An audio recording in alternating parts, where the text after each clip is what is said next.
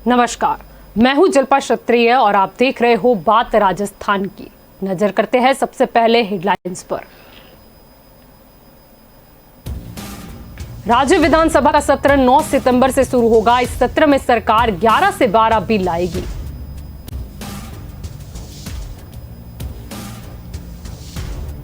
प्रदेश में इस बार पिछले साल की तुलना में अधिक बरसात हुई है, फिर भी कई जिले ऐसे हैं जो अभी भी सूखे रह गए हैं।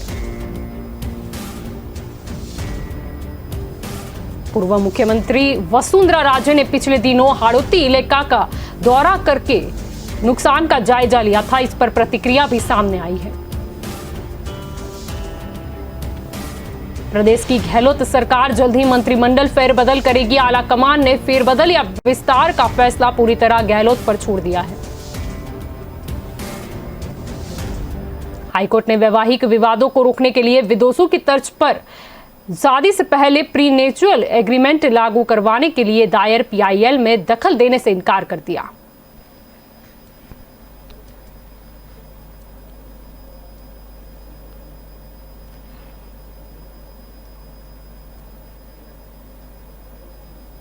खबरों पर विस्तार से गौर करें तो राज्य विधानसभा का सत्र 9 सितंबर से शुरू होने जा रहा है। विधानसभा ने इस संबंध में सोमवार को अधिसूचना जारी कर दी है। यह मॉनसून सत्र छठा सत्र ही कहलाएगा। 19 मार्च को छठा सत्र अनिश्चित काल के लिए स्थगित कर दिया गया था, लेकिन सत्रावसान नहीं हुआ गया तो इस सत्र में सरकार 11 से 12 बिल ला सकती है। लोकसभा के मॉनसून सत्र के हंगामेदार रहने के बाद विधानसभा के मॉनसून सत्र के भी हंगामेदार ही रहने की संभावना बन रही है। विपक्षी दल और कांग्रेस इस सत्र में पेगासस प्रदेश में कानून व्यवस्था और किसान आंदोलन को लेकर आमने सामने हो सकते हैं। दोनों मुख्य राजनीतिक दलों कांग्रेस और भाजपा ने विधानसभा सत्र को लेकर तैयारियां शुरू कर दी है। सत्र शुरू होने से पहले 6 जिलों के पंचायत राज चुनाव के परिणाम भी आ जाएंगे। ऐसे में इसकी छाया भी नजर आएगी। भाजपा किसान कर्ज माफी, कानून व्यवस्था, बेरोजगारी भत्ते समेत अन्य मुद्दों पर सत्ता पक्ष को घेरने की कोशिश करेगी, तो वहीं सत्ता पक्ष ने भी विपक्ष की संभावित रणनीति को देखते हुए अपनी रणनीति बनानी शुरू कर दी है। भाजपा की रणनीति नेता प्रतिपक्ष नेता गुलाब चंद कटारिया, उपनेता प्रतिपक्ष राजेंद्र राठौर और सतीश पूनिया मिलकर बनाएंगे। वहीं सत्ता पक्ष में मुख्यमंत्री अशोक गहलोत अन्य प्रमुख नेताओं के साथ विपक्ष और केंद्र को घेरने की रणनीति तैयार करेंगे।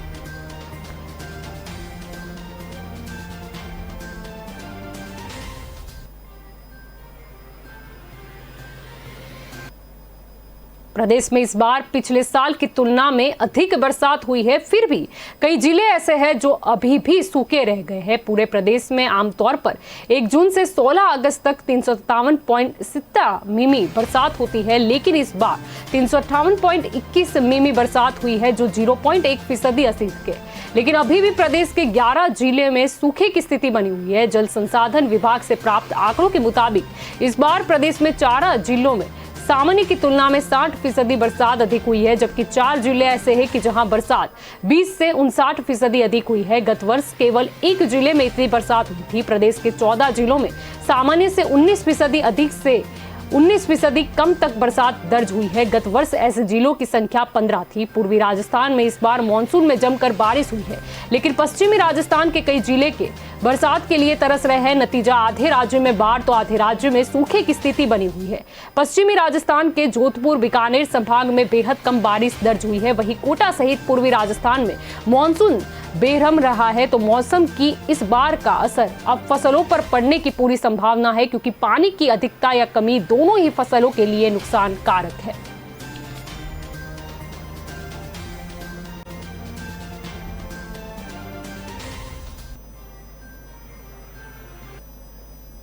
पूर्व मुख्यमंत्री वसुंधरा राजे ने पिछले दिनों हाड़ौती इलाके का दौरा कर बाढ़ से हुए नुकसान का जायजा लिया था। उनके दौरे का कटारिया, राठौर सहित कई नेताओं ने समर्थन किया था, मगर पूनिया ने इस मामले में खुलकर कोई बात नहीं कही थी। मगर पूनिया से सोमवार को जब पत्रकारों ने पूछा कि आप कब हाड़ौती में हेलीकॉप्टर का दौरा करेंगे, तो पूनिया ने कहा कि मैं जमीनी दौरे करता हूं, हवाई दौरे नहीं करता हूं। पूनिया ने इस बयान को तंज के रूप में भी देखा जा सकता है। पार्टी में ही पूनिया के बयान के कई मायने भी निकाले जा रहे हैं। पूनिया ने डीजीपी की पत्रकार वार्ता के बाद बढ़ते अपराधों पर सरकार को घेरा था। उन्होंने कहा था कि जनता की सुरक्षा सरकार की प्राथमिकता नहीं है। जन घोषणा पत्र में जनता की सुरक्षा शामिल नहीं थी। उन्होंने सरकार से सवाल पूछा कि आगे के 2.5 साल में राज्य की जनता को सुरक्षा का भरोसा मिलेगा क्या। पूनिया ने कहा कि मेरा 2.5 साल से सरकार से अपराधों और कानून व्यवस्था पर सवाल है। एफआईआर के आंकड़े बढ़ने और अपराधों पर कार्यवाही होने में बड़ा फर्क है। कानून व्यवस्था राज्य सरकार की प्राथमिकता में नहीं है, इनकी प्राथमिकता कुर्सी बचाना है। पूनिया ने प्रदेश भर में हुई बड़ी आपराधिक घटनाओं पर सरकार को घेरा। उन्होंने कहा कि कोरोना काल में डकैती की वारदातें बढ़ती चली गई है, अपराधियों में विश्वास है और आम जन में डर है।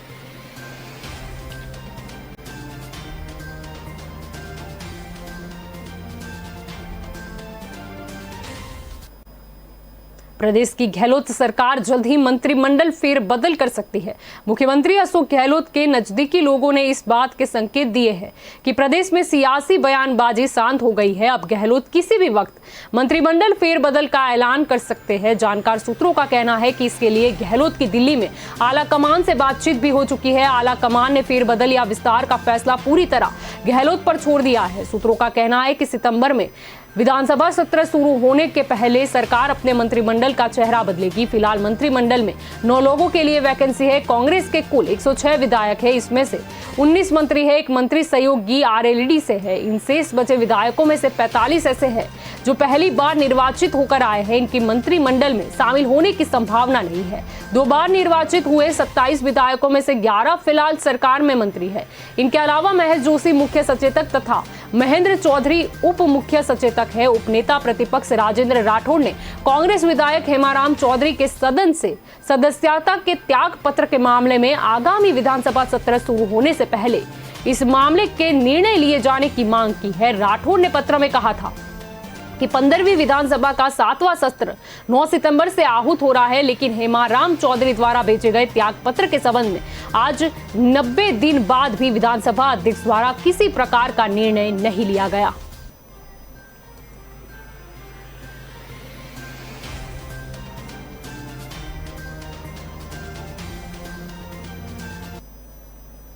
हाईकोर्ट ने वैवाहिक विवादों को रोकने के लिए विदेशों की तर्ज पर शादी से पहले प्रीनेचुरल एग्रीमेंट लागू करवाने के लिए दायर पीआईएल में दखल देने से इनकार कर दिया है। जस्टिस सबीना व सीके सोनगरा ने यह निर्देश अधिवक्ता रविकांत अग्रवाल की पीआईएल खारिज करते हुए दिया। पीआईएल में कहा गया था कि महिलाओं के संरक्षण के लिए बने दहेज प्रावधान कानून, घरेलू हिंसा संरक्षण अधिनियम व वैवाहिक मुकदमों में कानूनों का दुरुपयोग हो रहा है। याचिका में यूएस, नेदरलैंड व बेल्जियम सहित अन्य देशों का हवाला देते हुए यहां पर भी प्रीनेचुरल एग्रीमेंट को लागू करने के लिए केंद्र व राज्यों को निर्देश देने की गुहार की थी। प्रीनेचुरल एग्रीमेंट वह करार होता है जो शादी के समय पति पत्नी द्वारा बनाया जाता है और इसमें पति व पत्नी की संपत्तियों, उपहारों व स्त्रीधन इत्यादि की जानकारी होती है। एग्रीमेंट में उन शर्तों का हवाला होता है जिनमें पति पत्नी में तलाक की स्थिति पर किस पक्ष के क्या अधिकार होंगे।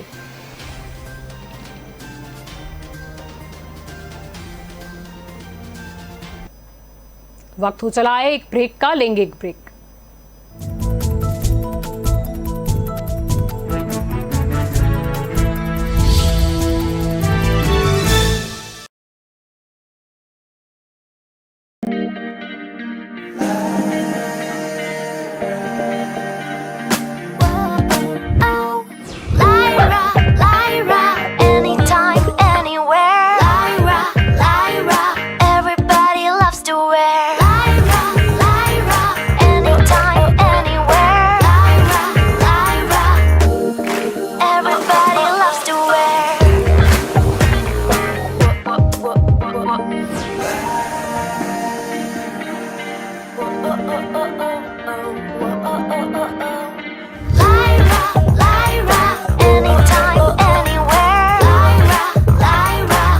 My life, my Lyra.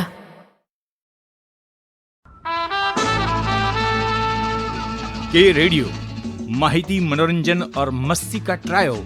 के रेडियो कहीं भी कभी भी, दिन हो मंगलमय से लेकर गुजरा हुआ जमाना तक का सफर। के रेडियो आप सुन रहे हो के रेडियो। जल्द शुरू हो रहा है के न्यूज की सुरीली भेंट। के रेडियो आप सुन रहे हो के रेडियो, कहीं भी कभी भी। आप हमें डाउनलोड कर सकते हैं। लाइक कीजिए, कमेंट कीजिए, सब्सक्राइब कीजिए और सुनिए के रेडियो। कहीं भी कभी भी। मैं हूँ आपकी आरजे जल्पा। रे रे रे रे मारी सवा, ये गाना सुना ही होगा आपने। चलो सुबह हो गई, मस्ती की कश्ती, दिन का सफर सुहाना, एक शहर एक नजर, जनवाणी, सुनहरी दोपहरी, ये शाम मस्तानी, ढल गया दिन, नगमों की बारात, गुजरा हुआ जमाना, फिर वही रात है, मनोरंजन, माहिती और मस्ती के साथ। आप सुन रहे हो के रेडियो, कहीं भी कभी भी।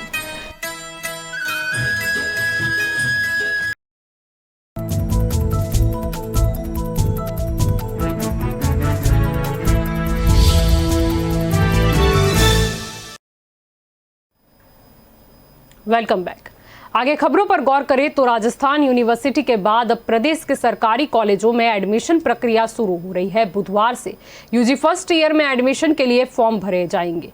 फॉर्म 31 अगस्त तक भरे जाएंगे और 6 सितंबर को अंतिम वरीयता सूची व प्रतीक्षा सूची प्रकाशित की जाएगी। प्रदेश भर के 300 से ज्यादा सरकारी कॉलेजों में 1.91 लाख सीटें हैं। कॉलेज आयुक्ता के अनुसार जिन छात्रों के माता पिता या दोनों की तथा जिन महिला अभ्यर्थियों के पति की कोरोना से मौत हो गई है, उन्हें कॉलेज में न्यूनतम उत्तीर्णता पर अतिरिक्त सीटों पर एडमिशन दिया जाएगा। प्रदेश के सरकारी कॉलेजों में फर्स्ट ईयर में एडमिशन के लिए करीब 1 लाख से ज्यादा सीटें हैं। वहीं जयपुर जिले की बात करें तो 22 कॉलेजों में करीब 14,000 सीटें हैं। JLN मार्ग स्थित राजकीय कॉलेज जयपुर में BA में 200, BCom में 100, BSc बायो और मैथ्स में 88 सीटें हैं। कॉलेज प्रिंसिपल पुष्पा पारिक ने बताया था कि मुख्य बधिर छात्रों के लिए भी सीटें निर्धारित नहीं है। राजस्थान यूनिवर्सिटी के संगठक कॉलेजों में एडमिशन के लिए सोमवार शाम तक 30,000 से ज्यादा छात्रों ने रजिस्ट्रेशन करवा लिया है, तो 19 अगस्त तक छात्र ऑनलाइन आवेदन कर सकेंगे, जिसके बाद कट ऑफ लिस्टें जारी की जाएगी। राजस्थान यूनिवर्सिटी में यूजी में अभी करीब 7,000 सीटें हैं।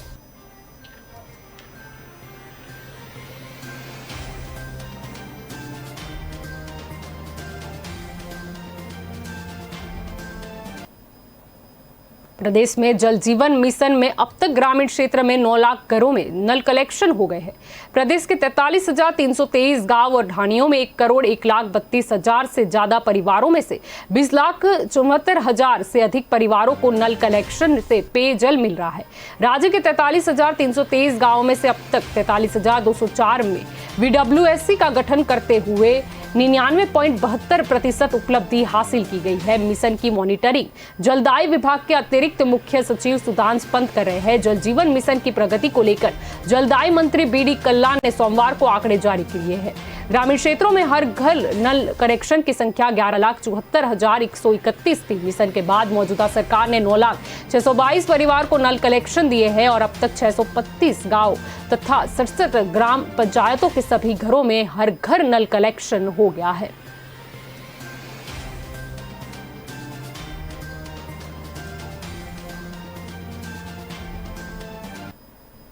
चुनाव नामांकन की बात करें तो बीजेपी ने सार्वजनिक नहीं की है सूचियां, फिर भी सोशल मीडिया पर वो वायरल होती रही। प्रदेश के 6 जिलों में जिला परिषदों और पंचायत समितियों में प्रथम चरण के तहत होने वाले चुनाव के नामांकन की सोमवार को अंतिम तिथि थी।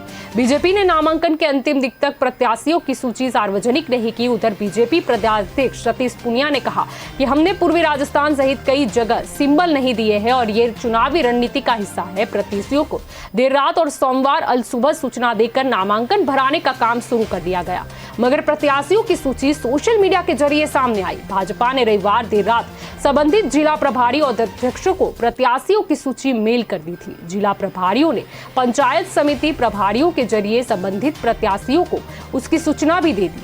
वहीं प्रदेश से सिंबल पहले ही जिला प्रभारियों और पंचायत समिति प्रभारी और तक पहुंचा दिया गया था, तो इसके लिए पार्टी ने अपने प्रतिनिधि भी भेजे हैं। किसी प्रत्याशी चुनाव नहीं लड़ पाने की स्थिति में बदले भी जा सकते हैं।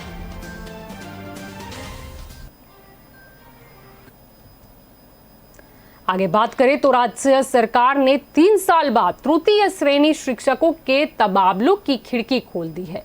इच्छुक शिक्षक 18 से 25 अगस्त तक साला दर्पण पोर्टल पर ऑनलाइन आवेदन कर सकते हैं। शिक्षा विभाग की ओर से जारी आदेश के अनुसार माध्यमिक शिक्षा, प्रारंभिक शिक्षा और पंचायती राज विभाग में कार्यरत तृतीय श्रेणी शिक्षक, प्रबोधक, शारीरिक शिक्षक, प्रयोगशाला सहायक, पुस्तकालय अध्यक्ष की ही ऑनलाइन आवेदन कर सकेंगे। विभाग ने सभी जिलों से आवेदन मांगे हैं। इसका अर्थ है कि टीएसपी एरिया और प्रतिबंधित जिलों के शिक्षक भी आवेदन कर सकेंगे।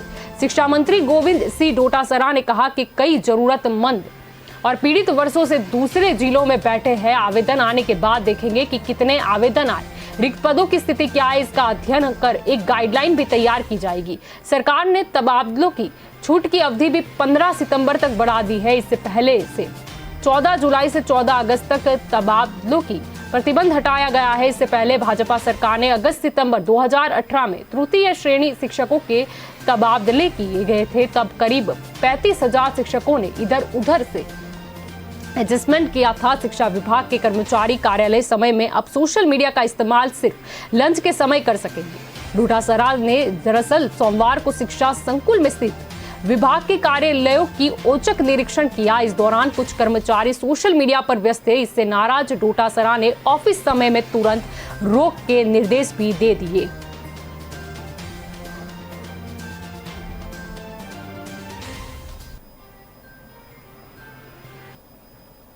शाही ट्रेन पहले सोन व्हील 10 साल के बाद जल्द ही नए लुक में दिखेगी। इसके लिए केंद्रीय पर्यटन मंत्रालय ने राजस्थान पर्यटन निगम को 7 करोड़ रुपए का बजट मंजूर किया है। अधिकारियों के अनुसार यह बजट अगले सप्ताह मिल जाएगा और फिर ट्रेन को नया लुक देने का काम शुरू होगा। आरटीडीसी के अधिकारियों के अनुसार केंद्र से मिलने वाले बजट से ट्रेन का संपूर्ण इंटीरियर बदला जाएगा। नए रंग रोगान के साथ ही और भी ज्यादा आरामदायक सीटें लगाई जाएगी और ट्रेन को राजस्थानी अंदाज में सजाया जाएगा। कोरोना के चलते लागू हुए लॉकडाउन के बाद से पिछले 1.5 वर्ष में ट्रेन अजमेर स्थित वर्कशॉप में खड़ी है तथा इसके स्टाफ को आरटीडीसी के होटलों में भेज दिया गया था। पिछले साल अनलॉक के बाद नए पर्यटन सीजन में देसी पर्यटकों के सहारे ट्रेन को चलाने की कोशिश भी की गई। 3 स्लैब में किराया कम भी किया गया, लेकिन ट्रेनों को चलाने लायक आवश्यक बुकिंग नहीं मिली। अब नए पर्यटन सीजन में ट्रेन के संचालन को लेकर फिलहाल आरटीडीसी की तैयारी नहीं है। हालांकि कहा जा रहा है कि किराए में और कमी करके इसे देसी पर्यटकों से ही चलाया जाएगा। पहले सोन व्हील ने 2 साल पहले तक कमाई के रिकॉर्ड तोड़े थे। ट्रेन से 4 करोड़ रुपए तक की सालाना कमाई भी हो चुकी है, लेकिन इससे पहले इसके पहिए थमने से पहले अब निगम के लिए घाटे के पहाड़ जैसी स्थिति का निर्माण हो चुका है। वक्त हो चला है एक ब्रेक का, लेंगे एक ब्रेक।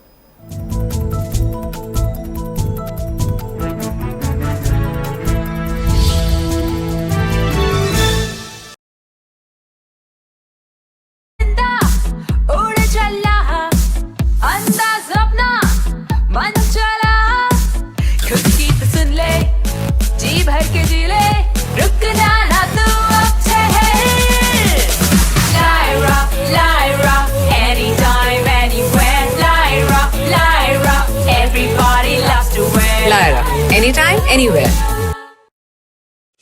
न ऐश का न द्वेष का, यह दंगल है देश का। सुलगती समस्याओं के झुलसते सवालों का होगा दंगल देश का। प्रशासन के प्रश्नों को लेकर होगा दंगल देश का। शिक्षा, स्वास्थ्य, समाज, कानून और व्यवस्था के आज क्या है हालात।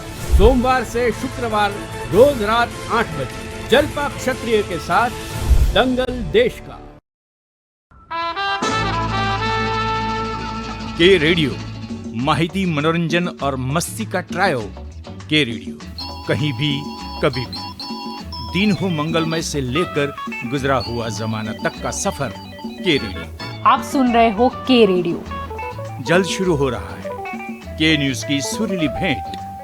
के रेडियो आप सुन रहे हो के रेडियो, कहीं भी कभी भी। आप हमें डाउनलोड कर सकते हैं। लाइक कीजिए, कमेंट कीजिए, सब्सक्राइब कीजिए और सुनिए के रेडियो कहीं भी कभी भी। मैं हूँ आपकी आज जलपा।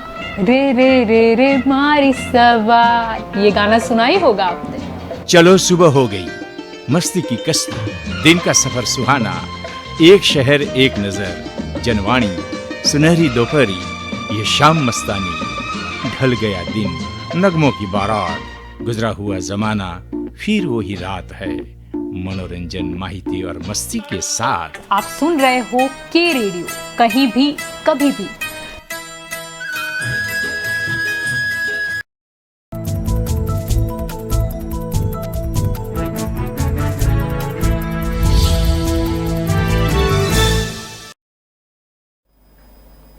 Welcome back.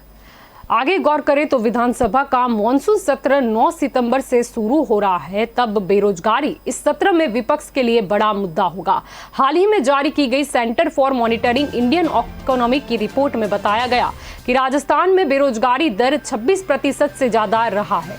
दिसंबर में सरकार के कार्यकाल को 3 साल भी पूरे हो जाएंगे। सरकार ने इन 3 सालों में कितनी नौकरियां दी और आने वाले समय में कितनी भर्ती परीक्षाएं होने वाली है और बजट में नौकरियां देने के वादों पर सरकार कितनी खरी उतरी, इसे लेकर राजस्थान सरकार ने कुछ इस तरीके के दावे भी किए थे।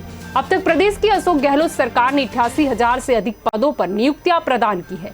इनमें से 46,000 अधिक पदों पर पिछली वसुंधरा राजे सरकार के समय भर्तियां निकाली गई थी, जो विभिन्न कारणों से अदालतों में अटकी थी। इसके अलावा इस सरकार ने भी अलग अलग पदों पर भर्तियां निकालते हुए अब तक 40,000 से ज्यादा अधिक पदों पर नियुक्तियां दे दी है। सरकार ने 2019-20 में कुल 75,000 भर्तियों का ऐलान भी किया था। इनमें से 39,131 पदों पर भर्ती की जा चुकी है, जबकि 28,952 पदों के लिए भर्ती एजेंसियों को अभ्यर्थना भेजी जा चुकी है, तो वहीं 6,000 से ज्यादा पदों के लिए अभी अभ्यर्थना जारी होना बाकी है।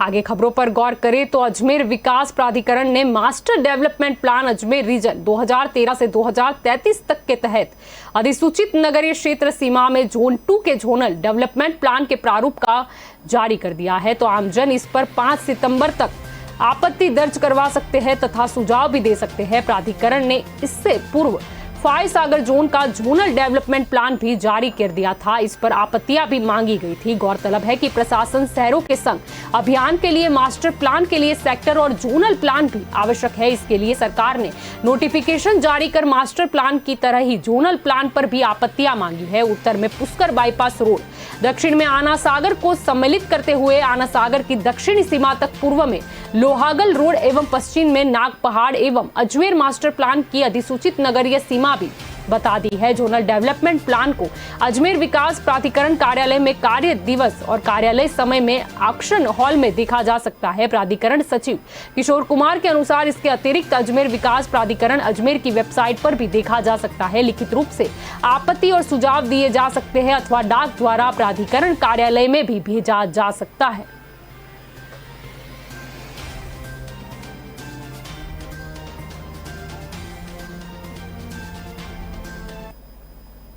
जिला, ब्लॉक और प्रदेश स्तर पर मौजूद प्रदेश कांग्रेस की तमाम संपत्तियां अब अखिल भारतीय कांग्रेस कमेटी यानी कि AICC के अधीन होगी। प्रदेश में राजस्थान कांग्रेस की संपत्तियां कहां पर है, इस पर चर्चा करने के लिए सोमवार को कांग्रेस के राष्ट्रीय संयुक्त सचिव नीलेश पटेल उर्फ लाला भाई जयपुर पहुंचे थे और प्रदेश कांग्रेस मुख्यालय में संपत्तियों का डेटा तैयार करने के लिए बनी 3 सदस्यीय कमेटी के साथ बैठक भी की। बैठक में PCC चीफ गोविंद सी डोटासरा, कमेटी के सदस्य और PCC उपाध्यक्ष गोविंद मेघवल, एडवोकेट कुलदीप पुनिया और एडवोकेट कमल माथुर भी शामिल हुए थे। बताया जा रहा है कि जहां जहां भी प्रदेश कांग्रेस की संपत्तियां हैं, उन सभी का डेटा एकत्रित करके नीलेश पटेल कांग्रेस अध्यक्ष सोनिया गांधी को उनकी रिपोर्ट सौंपेंगे। साथ ही जिला और ब्लॉक स्तर पर उन संपत्तियों का डेटा भी एकत्रित किया जाएगा जिन पर विवाद चल रहा है और उसे अदालत के जरिए क्लियर कराकर उस पर कब्जा भी लिया जाएगा। इससे पहले प्रदेश कांग्रेस के अध्यक्ष गोविंद सिंह डोटासरा ने मीडिया से बातचीत करते हुए कहा था कि जिला ब्लॉक लेवल पर पार्टी की कई संपत्तियां विवादित है, जो कुछ जगह कोर्ट के मामले भी लंबित है। ऐसे मामलों पर भी हम काम कर रहे हैं और इसके लिए PCC की ओर से 3 सदस्यीय कमेटी बनाई गई है।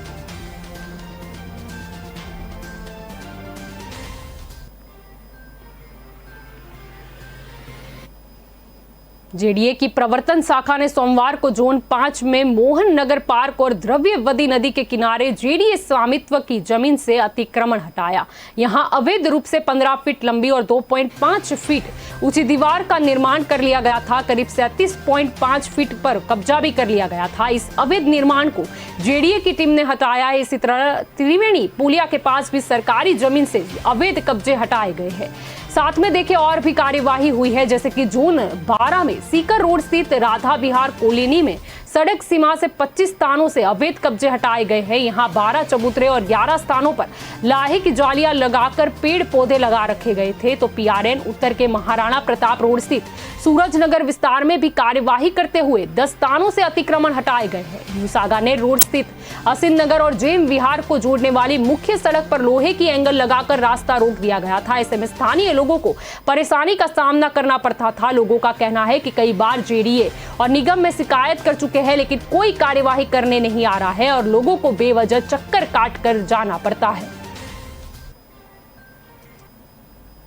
आगे महत्वपूर्ण खबर पर गौर करें तो विप्र फाउंडेशन के जयपुर में बनने वाले सेंटर फॉर एक्सीलेशन का भूमि पूजन समारोह 20 अगस्त को होगा।